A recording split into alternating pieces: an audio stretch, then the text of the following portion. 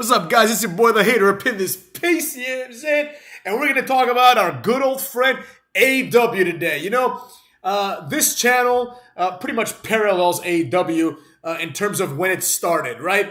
And in that time, you know, I knew that one day AEW would start, you know, veering off. And that time is now. They really have painted themselves into a corner. But with that being said, let's talk about why AEW is on its last leg. It's about to fail. All right, here we go. Number one, AEW has really overexerted themselves. This has been a long and arduous process over the last several years and can be evidenced by things like signing people like Miro, signing people like Sting, signing people like Mark Henry, signing people like Big Show, right? People that, in other words, are not going to move the needle at all because they're not being used in any meaningful way, while also demanding a relatively high paycheck. If you think Mark Henry isn't making good money in AEW, you've lost your mind. He could easily go to WWE, but he's probably making more in AEW, or at least is working less. He sure as shit is working less because he's probably doing nothing, you know what I mean? Same thing with Big Show. Miro has been a complete disaster. He has been one of the worst booked wrestlers of all time, in my opinion, at this point, right?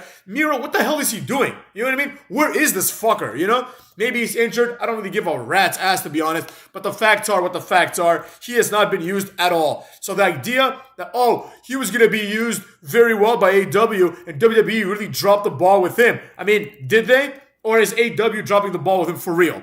I mean, how old is this fuck? He's got to be almost 40 at this point, right? What has he done in AEW? He's done nothing. He's had like a meaningless feud with Darby Allin, and then he had a video game gimmick. Now he has a Jesus gimmick, and he hasn't been on TV in like, God knows, like a fucking 1,000 years, you know? So there you have it. That's a great example of how AEW has overexerted itself, right? There are a few wrestlers, I will be honest, you know what I'm saying? Like Daniel Bryan, that have been signed and are actually, I mean, I don't know if he's drawing any numbers, but the facts are what the facts are. Daniel Bryan goes out there and wrestles all the time, right? He's actually contributing to the company. Whereas people like Rusev have contributed zero to the company. Meanwhile, you're signing people like that Konosuke Takeshita guy, like they're trying to make him happen. He's not good, you know what I'm saying? He's not good. Like, no one from Japan since like Funaki and Taka Michinoku have been good. They've all been shit. They've all been overrated. You know what I mean? Oh, Kenzo Suzuki, he's going to be great. Oh, Nakamura, he's going to be great. No, they're all shit. They're all the fucking same. They bring nothing to the table. They have no personalities at all. You know what I mean? Bring someone with personality and maybe you'll have some different results. Instead, they're like, we're going to bring in like the fucking guy who was Kushida's tag team partner. I don't even know if he's still there anymore in NXT. But the point is, it doesn't really matter, right? The AEW has overexerted itself, and financially, they're probably still in the red. Where the fuck is that AEW video game, by the way? Which brings us to a small discussion on that, right? AEW continues to drop the ball in the promises that they make, right? They've made promises that they have not kept. Number one, the video game. Where the fuck is it? You know what I'm saying? Number two, how long does it take to fucking make a shitty video game that's going to get like 60% on Metacritic? You know? Number two, right? Wins will be meaningful. That promise, that good old promise, which meant fuck all, right? Doesn't matter. The rankings don't matter when they had them. They don't matter anymore. Who cares, right? It makes no difference. At the end of the day, what's going to happen is they're going to have some shitty battle royal to determine like the number one contender for everything. So, you know, that's been a complete lie. Wins and losses do not matter at all, right? Number three, the third reason why AEW is failing and it's on their last leg. The initial excitement about it is gone. It's over, motherfucks. They're not the new company anymore. You know, people will start tuning out quicker than they ever imagined, right? They have reached the fucking pinnacle when it comes to you know, their actual like draw, their actual attractiveness. You know what I mean? It doesn't matter. It is a wrap. Nobody's going to give a fuck about this anymore. Which brings me to reason 4. All the big surprises that could have meant something one day have already been done, right? Now, for example, and they have not been done well, might I add. For example, signing Sting should be like one of the biggest moments in this company's history, right? But instead, it was at a throwaway event, and Sting is now the manager of Darby Allin. Who the fuck cares, right? Then, immediately afterwards, they sign like Adam Cole, who has contributed fucking zero to this company, just like he contributed zero to NXT and zero to ROH before that, right? He has contributed nothing. They've signed him. He was there. He was a bad guy. Now he's a good guy. Why the fuck should I care about this at all, right? Doesn't matter. But immediately after that, same day, they announced the return of Daniel Bryan, right? And that was the height of their product, their brand, right? Christian was in the main event. They signed Adam Cole. They signed Daniel Bryan. You have three guys that could theoretically put on good matches. Then you have Kenny Omega as the champion. That's where they needed to be. But lo and behold, they decided not to stick with that. Instead, Christian doesn't wrestle. Adam Cole hasn't been on TV until recently. Daniel Bryan is still there, lingering in the upper mid-card. And you have people like Hangman Adam Page having meaningless title reigns that nobody cares about. Remember when people were like, oh, what a build-up Adam Page is having. Now what? Now he's doing nothing. He's a piece of shit. You know what I'm saying? Nobody cares about this guy. All these people there are now probably thinking, I think it's time for me to fucking sign with WWE. This experiment didn't work. And that's what happened with TNA, right? Eventually, TNA started falling apart around the time when Booker T and Christian Cage were like, all right, we're going to bounce back to the other company. And of course they had to bounce back to the other company. How could they not, right? Think about it logically. They're like, all right, on the off chance that this company was going to be like a huge success and one day rival WWE, I'd like to be here early, right? That's why Jericho's in AEW. But it's clear now that that's not going to happen, right? It's not going to happen. AEW has experienced no growth whatsoever despite the millions of dollars they've spent on the people that I just mentioned. Now, if you staggered this for a while, right, you would have time to use this talent and establish the ones that are worth establishing as main eventers or solid mid-carders or tag team wrestlers, right? But when you sign Keith Lee, Swerve Strickland, Daniel Bryan, CM Punk, fucking that asshole, Adam Cole, right? When you sign all these Ruby Riott, who gives a shit? When you sign all these FTR, when you sign all these fucks at the same time, basically, right? You overexert yourself, right? You put FTR on, you forget about the Acclaimed. Then there comes a point where the Acclaimed need a push, they get their push, and now people are going to start forgetting about FTR, who is probably on their way back to WWE. You know what I'm saying? Let's be real. You know what I mean? All these people that signed onto AEW just for like a moment, they're not going to stick around. Why would they, right? Why would MJF stick around in WWE, in AEW, when he can go to WWE? They have not done this intelligently, as evidenced by the fact that MJF, who is invariably going to go to WWE, is their champion. No, he shouldn't be the champion. They should start jobbing him out immediately to ruin his credibility when he goes to WWE. This is what you have to do. You're not going to keep him, right? And if you do, it doesn't matter. He's not going to be important anyways, right? That's the problem, right?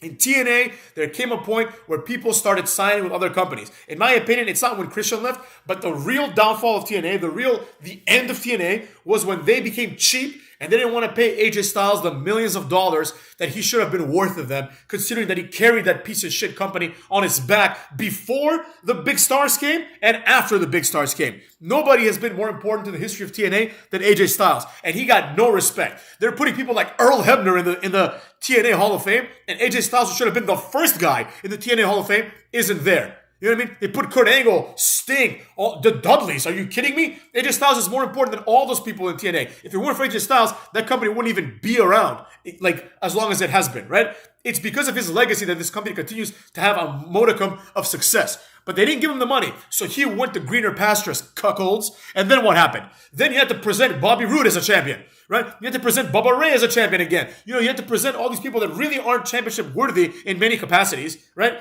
as champions. And who are they going to feud against?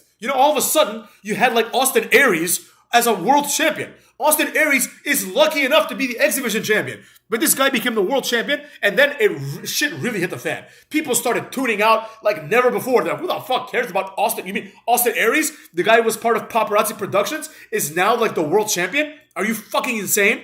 Then, what did TNA become after that? What did it become? It became a stepping stone back to WWE for people like Drew McIntyre, for people like EC3, for a bunch of other people that were like, oh, I got nowhere to go. I guess I'll go to TNA, and hopefully WWE will call one day. And that's what happened for all of them. Eli Drake, all these former WWE guys went to TNA, and then they're like, all right, maybe I'll get signed one day, right? And a lot of them did, which is good. But think about that. That's what AEW is destined to become. If they continue to outsource their talent from WWE Reject, right? Keith Lee has never drawn a dime.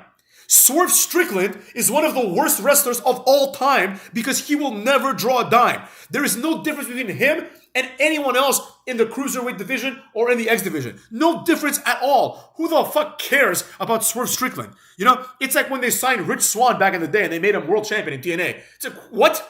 Rich Swann? You mean the skinny fat guy that was feuding with Tony Nese? Tony Nese, another one in AEW. All these people that are being put there are either not AEW originals or they're people that want to present themselves as AEW originals but have other goals, like MJF and probably Darby Allin, right? Those are the two guys that are probably going to end up in WWE, and they're going to be the first two, like, you know, quote-unquote AEW guys that go there. AEW is losing grip on their roster, motherfucks. It hasn't happened yet because they're all jobbers, and WWE doesn't need them right now, but when they do, they're going to sign them. You know, like, there's plenty of wrestlers like Darby Allin who will make pretty decent NXT champions or NXT North American champions, right? And then we'll go to the main roster and we'll become like a jobber, right? There's plenty of those guys. They have a purpose. You just put them in there and you have them eventually, like, he's going to be jobbing to like Jimmy Uso or some shit. You know what I mean? Like, yeah, they have a purpose there. But instead of focusing on the few good wrestlers that AEW does have and building the company around these guys, right? As we've seen in the past, that's the success. The success of TNA did not come from signing Kurt Angle, Christian Cage, and Sting, right? Those were considered to be milestones because the company could finally sign them, right? For some reason, these wrestlers were attracted to this company, and they were still in their primes, so they could still wrestle pretty well, right? But the idea always was that people like Christopher Daniels, Samoa Joe to an extent, AJ Styles, these people built the company in the sense that they were the draw. People would tune in to watch AJ Styles versus Christopher Daniels. Nobody gave a fuck about Monty Brown versus Jeff Jarrett. And the few that did, you know, enjoyed it for what it was. It was Jeff Jarrett, who was their only, like, quote-unquote legend that they had, and Monty Brown, a new guy that no one had ever seen before, right? Who eventually signed for WWE as well. But the idea was you tune in to AEW, you tune in to TNA to see things that are new. That's why I tuned into AEW like in the very beginning, right? Now I'm not even watching every week. I can't. You know what I'm saying? Think about it. When you find out about a new wrestling show, you're like, oh, I wonder what wrestlers they have, and I wonder what moves these wrestlers have, what gimmicks these wrestlers have. But you tune in and you see Mark Henry. Are you fucking insane? You see Mark Henry, and then you see Swerve Strickland, and then you see Keith Lee, and then you see Tony Nese and Adam Cole. You're like, oh, these are all the people that sucked ass in WWE, and now I get to see them here. And here, they're beating the good wrestlers that AEW has. Like, the way that AEW should have presented itself was like this. I understand that the ego of the Young Bucks and Kenny Omega will not allow them to not have title runs. But in my opinion, Kenny Omega should still not have become an AEW champion. That should have been the payoff like 6 years down the line. You know, 6 years down, he fights for 6 years, right? If you have to wait, right? And at least there's a moment. There's something to be said there, right? It's almost like that Mick Foley moment where he won the title, right? A big payoff. But because they're lazy, they want to have these payoffs immediately, right? In the meantime, they could have built a serious tag team division using homegrown tag teams or tag teams from the indies that nobody knows about, like Butcher and Blade, The Acclaimed, fucking Private Party. Right? These are all decent tag teams that you could have built the company around. But no, what do? Instead, the tag team champions are FTR, who are a WWE team, Swerve in Our Glory, who might be the worst team ever assembled in the history of wrestling, other WWE guys, right? And they're wrestling the Young Bucks, they're wrestling the Lucha Bros, established tag teams. Lucha Bros are an established tag team that were in like Lucha Underground and shit like that. They were established in many other ways. They were in TNA, they were all over the place. It would be better for them to create their own stars. Why is Will Hobbs not in the main event yet? Why is Ricky Starks not in the main event yet? Why is Wardlow still fighting for like the jobber title? Why, motherfucks, why is fucking Brian Cage, who you could have rebranded as a TNA guy, why is he getting his ass kicked? You know what I'm saying? What happened to whatever, like Darius and Dante Martin, or whatever the fuck their names were? What happened to those guys, right? Where are all the AEW guys? Darby Allin at this point should have moved to the main event if you have any aspirations of him becoming somebody. But how can he when Jon Moxley and CM Punk are in the main event? Two WWE guys who, if they were in WWE right now, they'd be feuding over the US title. That's what they'd be doing. John Moxley would be getting his ass kicked by fucking Tamina. You know what I mean? Or Nia Jax or whoever the fuck they wanted him to be humiliated against. So that's what I'm getting at. This has been the worst thing for TNA. And the problem is, where do they go now? How can they move upwards? Think about it. How can they move upwards? Who is there left to sign? The only thing they have is when someone that, like, I don't know, let's say, like, WWE fires, like, Braun Strowman, right? They can sign him. Let's say WWE fires, like, I don't know, Randy Orton, which they never will, but let's say they do, right? They can sign him. That's pretty much all there's left, is you got to get, like, a big giant guy or, like, a real A-level star. That's the only options that AEW has, because they've already shut the bed. You will never make Jon Moxley bigger than he was in WWE in AEW. You just can't. It's impossible, motherfucks. It's impossible. He lacks the abilities to put himself over to that level, and AEW lacks the production value to make that happen, right? Think about what I just said. You need to start making your own stars. And in my opinion, it's already too late. TNA, they fucked up when people like Elijah Burke were positioned to become big stars that were homegrown because he had a new gimmick and everything under D'Angelo De Niro. And instead, they focused on people like Desmond Wolfe, right? Who was Nigel McGuinness, who's a jobber. They focused on people like him instead. Why? You know, they focused on people like Booker T instead, who is a legend, don't get me wrong, but that wasn't the point. The point was, why don't you have Booker T come in there and have him get jobbed out to, I don't know, Samoa Joe immediately, right? To put over Samoa Joe, which is kind of what happened, but eventually Samoa Joe became a nobody, right? Why is it that they signed Val Venus and he basically squashes Christopher Daniels, who should have been positioned at that time as one of the top guys? We're wrestling people like Kurt Angle. That's like a dream match to me. Kurt Angle, Christopher Daniels, that would have been great. But instead, they have Christopher Daniels against Sean Morley, who's Val Venus, who I love, by the way, but who had just been coming off WWE. Well, he had like a 3-year stint wrestling on Sunday Night Heat. You know? And it's like, they brought him back with a Val Venus gimmick, and it's like, dude, this has been done before. Why is this guy beating your main star? Now, if they planned on making Val Venus a main eventer, then go ahead, be my guest. But they didn't. They couldn't settle on a contract, so he left. And all that he brought to the table was a thorough squashing of Christopher Daniels. This is the problem that AEW is going through right now. It's the same exact thing. You know, the next WWE guy is going to come in, be a flash in the pan like Miro or like Keith Lee, and then no one's going to give a flying fuck. This also happens in WWE, right? But WWE manages it better because WWE is the place where careers go to either die or be made, right? If you look at like best wrestler of the year according to Dave Meltzer or some other horseshit like that 10 years ago, it may have been someone like Okada and maybe Nakamura, let's say, right? They probably said Nakamura is great in the ring. Nobody talks about Nakamura being great in the ring today. Why? Because he went to WWE and he couldn't hack it. That's what happened, motherfuckers. That's what happened. Nothing changed, right? If Nakamura was the best wrestler before he signed to WWE, there's only two explanations why he's not the best wrestler now. Either he got worse, or there's a bias against the WWE. It's obviously the second of the two, right? Wrestlers like AJ Styles were getting praise all the time. Now they don't really get that same praise in WWE, right? Because in WWE, you have to go and you either make it or you don't. And if you don't make it, nobody cares. And if you make it, nobody cares either because you're now in WWE, right? Like AJ Styles has made it, you could say, and he's making good money and he became champion and everything else, right? But everyone else fails. Kushida, you couldn't hear about how good Kushida was until he fucking got signed to WWE and everyone realized he's just a mid-card jobber at best. And then what happened? Nobody cares about him anymore, right? So it's the same exact philosophy. When a lower company signs the talent from a higher company, that higher talent is going to be overrated for a while, like Miro. People are going to say, wow, finally Miro's going to get a chance. Then they're going to forget. They're going to forget that Aleister Black is a nobody and a jobber. They're going to forget. They're going to just wait for the next guy. So unless you're going to capitalize on those things, at least capitalize on the short-term boost. Like, Aleister Black is not going to draw a dime, but Sting will, right? People will tune in to see Sting debut. You don't make it a surprise. You just announce it. You say Sting's going to debut, right? Then you have him come out and do something cool. Then the next debut, you wait like 5-6 months, and then you debut Daniel Bryan. You don't announce it, right? So then people are like, "Oh shit! Like I better keep watching AEW just in case something cool happens." Yeah, and you gotta make cool things happen. None of those things are happening. So as far as I'm concerned, AEW is like 2, maybe 3 years away from being on the level of TNA. It's a wrap, motherfuckers. It's a wrap, cucksuckers.